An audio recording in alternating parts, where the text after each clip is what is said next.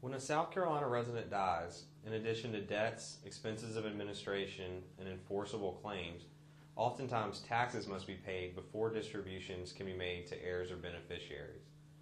There are many types of taxes that the estate may owe, but the primary tax obligations tend to be state and federal income taxes and federal estate taxes. South Carolina imposes income taxes on income earned during the course of estate administration, and there may also be income and/or estate or death taxes imposed by other states or nations. Currently, South Carolina does not impose an estate tax, but other states do. In addition, there is a federal estate tax imposed on estates in excess of a threshold called an exemption that changes from time to time. The size of the estate determines whether there is an estate tax obligation, and the amount of income usually determines what income taxes must be paid.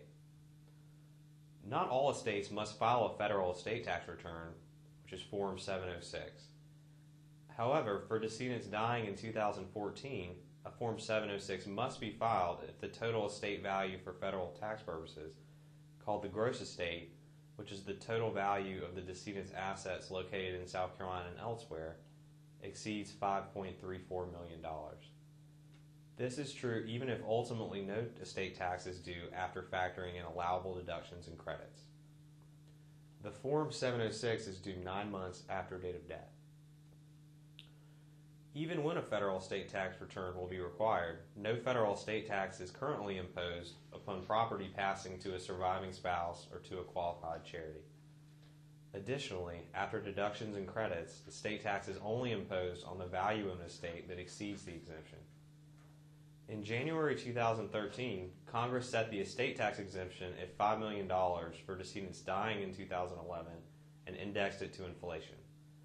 For decedents dying in 2013, the figure was $5.25 million, and the 2014 figure is $5.34 million. The exemption changes annually and is also subject to change by legislation. One relatively recent concept with which those administering the estates of high net worth individuals should be aware is that of portability. Established by Congress in 2010 as part of a broader tax compromise, portability allows a surviving spouse to use a prior deceased spouse's unused estate tax exemption. For example, in 2014, if a husband dies having an estate of $1 million, assuming there are no deductions or credits, since his estate tax exemption is $5.34 million, he would have $4.34 million of unused exemption. Upon his wife's death, she can use not only her own $5.34 million estate tax exemption, but also her husband's remaining $4.34 million exemption. In effect, the husband and wife are treated as one economic unit. It is important to remember that portability is not automatic. After the first spouse dies, a Form 706 must be timely filed in which portability is elected in Part 6. If this does not happen, then there will be no portability, and the second spouse will only be able to use his or her own exemption, resulting in potentially millions of dollars in additional tax liability. Finally, income taxes also must be paid on income reportable by the estate. The personal representative of the estate must file the decedent's final income tax returns, which reflect income earned during the decedent's last partial year alive with the federal and state authorities, and pay the taxes due. If the property in the estate continues to produce income after the decedent is dead, for example, from bank accounts or stocks, in excess of $600 per year, then the personal representative of the estate may have to file fiduciary returns for the estate on that continuing income. All income, whether payable to an individual before death or his estate after death, is reportable on the appropriate federal or state income tax return if the return filing threshold is exceeded.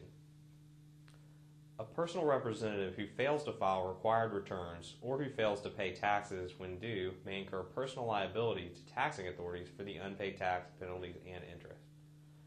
It is thus quite important to seek competent advice from accounting and legal professionals regarding filing requirements and the timely payment of taxes.